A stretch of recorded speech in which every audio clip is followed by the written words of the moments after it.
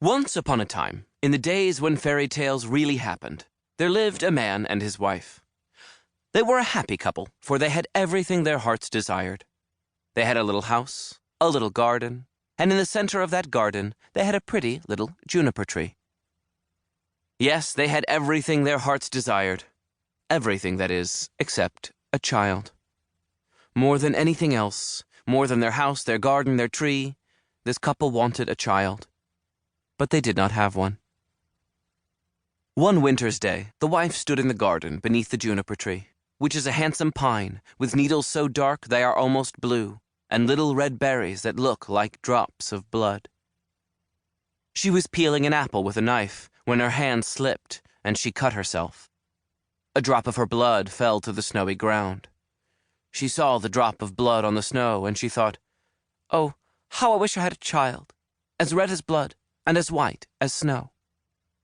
Hold on, I have to interrupt. You think you know this story. You think it's Snow White. You think wrong. If I wanted to be educational, I would explain that fairy tales often share motifs with one another. Images and phrases that crop up again and again, even in tales from different countries and cultures, which is a little bit interesting. I do not, though, have any desire to be educational. No, I just want to tell you this completely messed up story. Well, a month went by, and the snow with it. 2 months, and the world was green. 3 months, and flowers came out of the ground. 4 months, and the trees of the forest pressed hard upon one another, and the green branches all mingled together. The 5th month passed, and the wife stood under the juniper tree, as its blossoms fell to the earth. When the 6th month was gone, the berries had grown big and firm, and the woman became very still. After the 7th month, she snatched at the juniper berries, and ate so greedily she grew sad and sickened. When the 8th month had passed, she called her husband, and wept and said, "If I die, bury me under the juniper tree." With that she took comfort and was happy until the 9th month.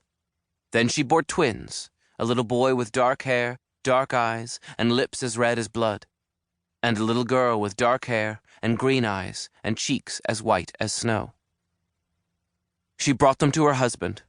This man took one look at his 2 beautiful children, and he was so happy that he died. What? He was so happy that he died? Yep, that sort of thing used to happen all the time. It was just, "Oh, I'm so happy, I'm so happy, I'm so happy." Dead. On the infant's very first night in this world, their mother sat by the fire and wept with joy for her living children and with grief for her dead husband. The infants, off in their crib, wondered where their mother was and why she was not holding them, and where that distant crying sound was coming from. At last, because a baby needs to be held, the infant girl reached out her tiny hand, and the infant boy reached out his, and they held on to one another.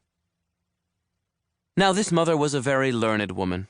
She was known far and wide for her collection of old books and her mastery of dead languages. But no amount of learning or knowledge had prepared her to raise 2 children on her own. She had no books for that, and what she did read about children in her ancient books had very little to do with these 2 delicate, squirming, crying creatures.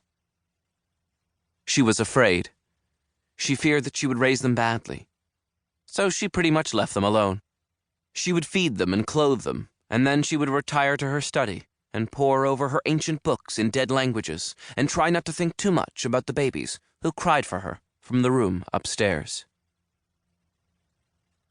Well, these babies grew, as babies will. Soon they were scampering around on their own, laughing and running and playing. Everywhere the little boy went, the little girl went, and everywhere the little girl went, the little boy went. They tended to the house together and played together out of doors and tucked themselves in bed at night and told each other bedtime stories so their mother wouldn't have to stop her studies.